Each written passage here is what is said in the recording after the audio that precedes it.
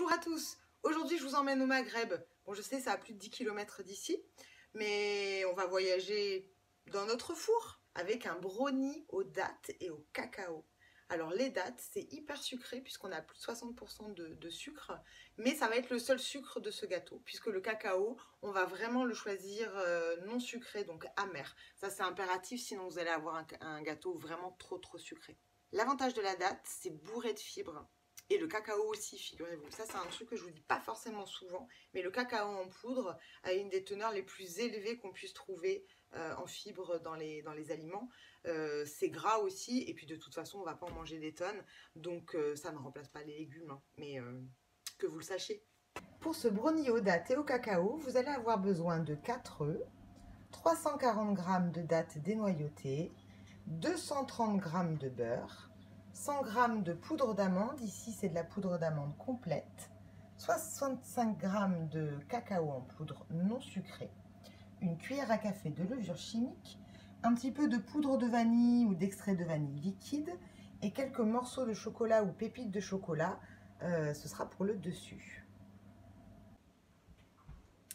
Donc pour faire ce brownie aux dattes, la première étape consiste en principe à réhydrater les dattes. Les miennes sont particulièrement moelleuses et fondantes, et comme j'ai un très bon mixeur, je vais passer cette étape. Mais à la maison, il vous suffit juste de les plonger dans un peu d'eau chaude pendant 10-20 minutes, et puis comme ça vous les mixerez un peu plus facilement. Donc là je vais faire une purée.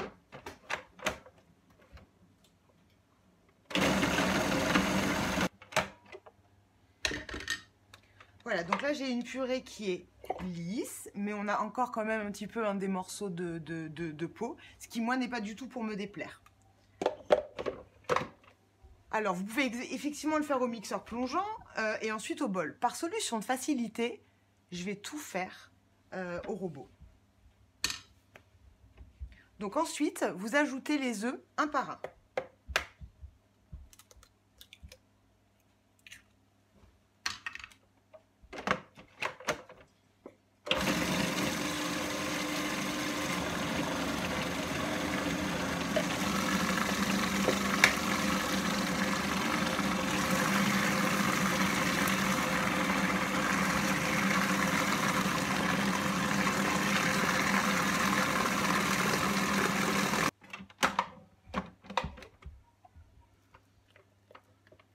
Alors je vais bien aller gratter la date au fond qui est quand même un peu collée.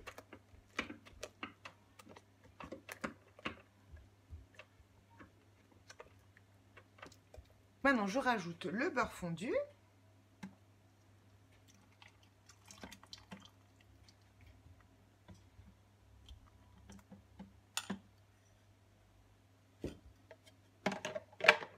Et je remixe.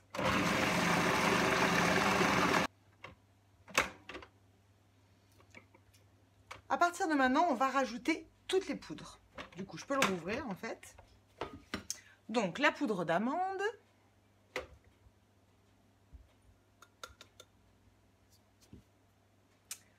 Le cacao. La levure chimique. Et je vais mettre une pointe de vanille comme ça. Alors moi je ne suis pas une grande fan de vanille, donc si vous adorez vous en mettez plus, si vous n'aimez pas vous n'en mettez pas, c'est comme vous voulez. Et donc toujours une petite pincée de sel comme exhausteur de goût.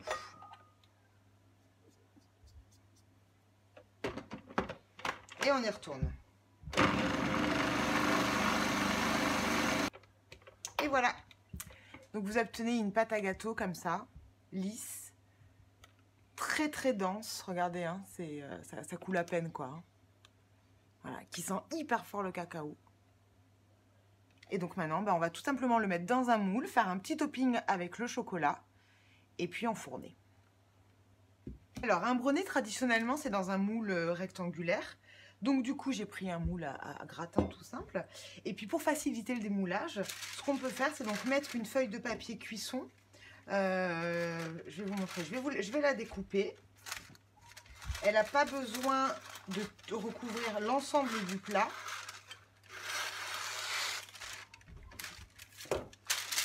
Voilà, mais juste comme ça. Histoire, une fois le gâteau cuit, en fait, de pouvoir faire levier et sortir le gâteau assez facilement. Dernière étape, je vais concasser mon chocolat. Alors moi, j'aime bien prendre du chocolat en tablette et pas acheter des pépites toutes faites pour plusieurs raisons. Premièrement, ça coûte moins cher. Du coup, on peut acheter du meilleur chocolat. Et puis en plus, ça permet de faire la taille qu'on veut. Moi, j'aime bien quand il y a des gros bouts, mais aussi des petits vermicelles. Donc voilà, ça permet de comme ça, du coup, vraiment adapter à ses goûts. Mais je pense aussi que l'argument de coût est quand même un argument vachement important. Tant qu'à faire. Voilà, donc là, c'est coupé très grossièrement. Hop, moi, je m'arrête là. Je vais remettre bien mon papier. Voilà.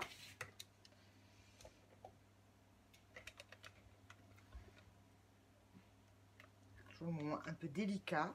Pas faire passer de pâte dans le trou du bol du mixeur.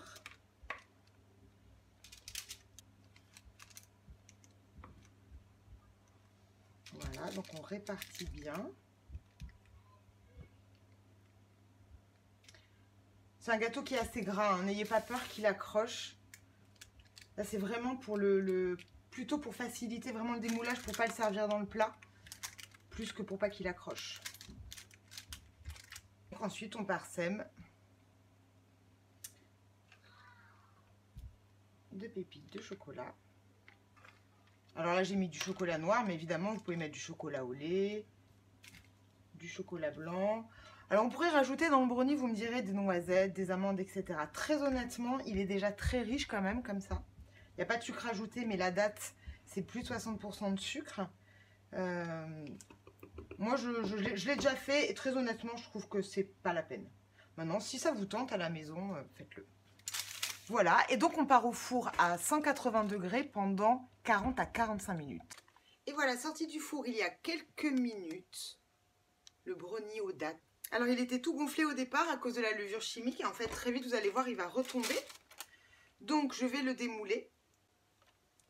Donc pour ça j'utilise un couteau que je vais glisser comme ça à l'endroit où il n'y a pas de papier cuisson.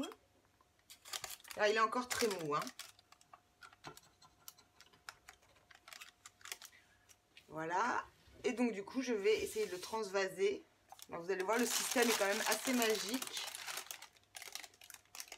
Hop là, vous voyez. Moi je l'ai laissé 40 minutes, un poil moins. Parce qu'en fait il a commencé à légèrement brûler. C'est très léger hein, sur les côtés. On va l'ouvrir et voir ce qu'il a dans le ventre. Voilà, donc vous voyez, vous avez un gâteau. Je ne sais pas si on voit bien à l'écran. Qui est ultra fondant. Regardez. Alors en plus là, avec le chocolat qui fond encore sur le dessus. Alors évidemment, en refroidissant, il va prendre en densité. Pour l'avoir testé, tiède, il est vachement bien. Froid, il est très très bien aussi. Bref, voilà, juste pas chaud quoi.